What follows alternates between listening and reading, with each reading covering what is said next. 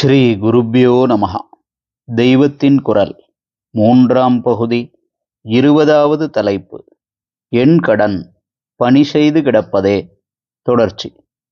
இதனால்தான் ஜீவகாருண்யம் என்கிற மாதிரியே பரோபகாரம் என்ற வார்த்தையும் ஒரு தினசில் தப்புதான் என்றேன். பரனுக்கு, அதாவது பிரத்தியானுக்கு இவனுடைய சேவை உபகாரமாக இல்லாவிட்டாலும் கூட ஸ்வயமாக இவனுக்கே சித்த பரிசுத்தியை உண்டாக்குவதால் இதை ஸ்வய உபகாரம் என்றுதான் சொல்ல வேண்டும். இது வேடிக்கையாக இருக்கிறது. அதாவது நாம் கருணை பண்ணுகிறோம், அருள் காட்டுகிறோம் என்ற எண்ணமே இல்லாத போதுதான் இவனுக்கு தெய்வீகமான அருளுடைமையே உண்டாகிறது. இப்படியே இவன் ஸ்வயநலனை கொஞ்சம் கூட நினைக்காமல் பரோபகார சேவை செய்வதுதான் உண்மையில் ஆத்மலாபம் என்கிற பெரிய ஸ்வயோபகாரமாக இருக்கிறது.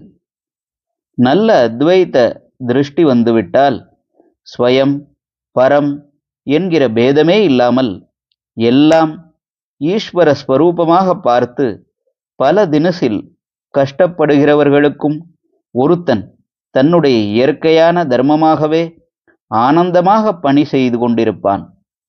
இப்போதும் பர உபகாரம் என்ற ஃப்ரேஸ் தப்பாகிவிடுகிறது.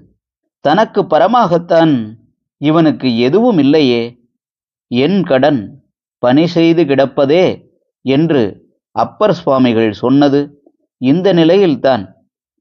நம் கடன் பணி செய்து கிடப்பதே என்பதுதான் நம் வாழ்க்கையின் குறிக்கோளாக, மோட்டோவாக இருக்க வேண்டும்.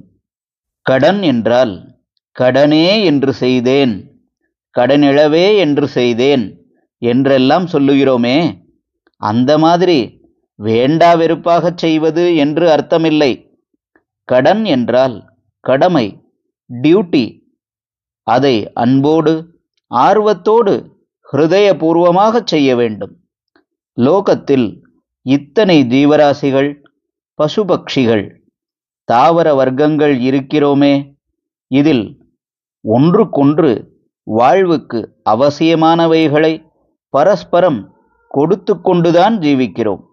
இதிலே மனுஷ்யர்களான நாம் நம் போன்ற சக மனுஷ்யர்களிடமிருந்தும் மிருகங்கள், பக்ஷிகள், தாவரங்கள், இன்னும் இன்அனிமேட் என்கிற ஜட வஸ்துக்களிடமிருந்தும் கூட எத்தனையோ உதவி பெறுவதால்தான் ஜீவ யாத்திரையை நடத்தி கொள்ள முடிகிறது.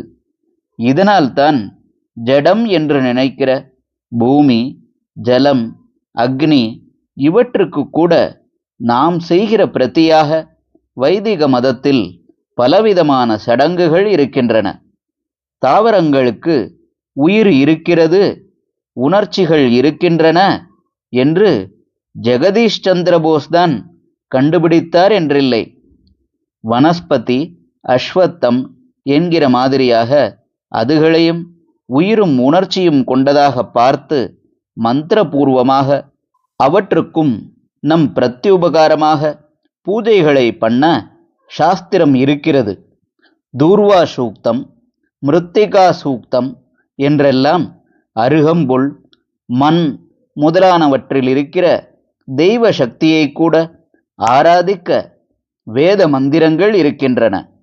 தினமும் செய்கிற பிரம்ம யஜ்ஞத்தில் சேத்தன அச்சேதனங்கள் அத்தனையிலும் இருக்கிற சைத்தன்ய சக்திக்கு நம் நன்றி அறிதலாக தர்ப்பணம் சொல்லி இருக்கிறது. ஹரஹர சங்கர, ஜெய ஜெய சங்கர. தெய்வத்தின் குரல் மேலும் ஒலிக்கும்.